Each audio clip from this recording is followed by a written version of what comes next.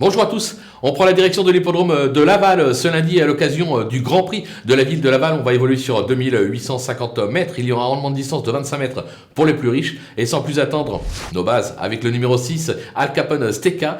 Cet Italien entraîné par Fabrice Soulois se plaît sur cette piste, il est présenté pieds nus, il est confié à Franck Nivard, autant dire que la course est visée. Le 13, Duel du Gers.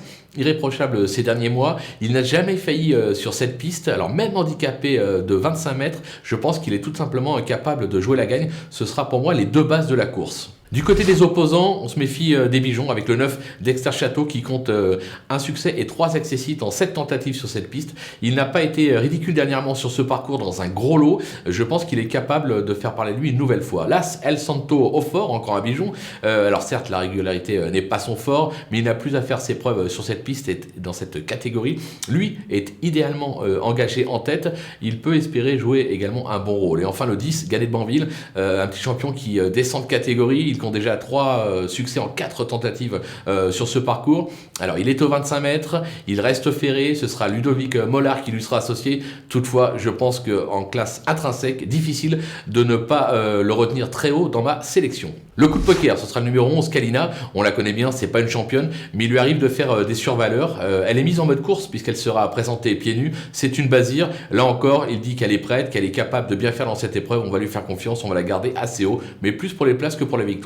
En tout cas, c'est mon avis. Les outsiders avec le 15, Cache du Rib, qui vient de renouer avec le succès sur l'hippodrome de Toulouse. Il affiche 5 accessites en 9 tentatives sur cette piste. Même au 25 mètres, je pense qu'il est capable de se glisser dans la bonne combinaison. Le 2, Diablo de Caponnet, qui affiche 83% de réussite sur ce parcours, exclusivement en déplace. Il effectue une petite entrée, mais ce sera Alexandre Abrivard qui lui sera associé. Je pense que c'est un pilote qui peut l'emmener au poteau, tout du moins pour les places. Le 5, Dream to Guess, ses dernières sorties attestent sa forme. C'est un cheval qui se comporte bien sur ce type de piste. Je pense qu'il peut faire afficher une cote à l'arrivée. Le numéro 4, El Greco au vélo. Alors, je ne vais pas vous mentir, je ne l'avais pas retenu au départ. C'est un bon trotteur qui, pour moi, s'exprime surtout sur les courtes distances. C'est plus compliqué sur les parcours de tenue. Par contre, son entraîneur dit le contraire. Il dit que courte distance ou parcours de tenue, pas d'inquiétude, que l'engagement est favorable, qu'ils ont visé cette épreuve. Donc, difficile de ne pas le retenir. On va quand même leur faire confiance. C'est eux qui l'entraînent. Donc voilà, je l'ai remonté dans ma sélection. Et enfin, le 14, Brillant Madrid. Alors, qui a des titres sur ce parcours, mais qui est des plus décevants ces derniers mois. L'engagement n'est pas idéal au 25 mètres. Je l'ai retenu parce que c'est un cheval de qualité, mais personnellement, entre nous soit dit, j'y crois pas plus que cela. Les délaissés, ils sont nombreux, on a pris des risques avec le 3, El Diablo d'Hôte, qui a été requalifié en octobre dernier sur l'hippodrome de Vallée-du-Maine. Il n'a pas convaincu dernièrement au Sable d'Olonne, je pense qu'il y a bien meilleur que lui au départ, je l'écarte. Le 7, Says Again, qui ne m'a pas convaincu lors de ses dernières sorties. Je le préfère nettement sur plus court, même pieds nus. Moi j'ai d'abord besoin qu'il me rassure, raison pour laquelle je l'ai écarté. Le numéro 8, Jeff Deplay, c'est un excellent trotteur, déjà vainqueur de groupe, mais exclusivement sous la selle.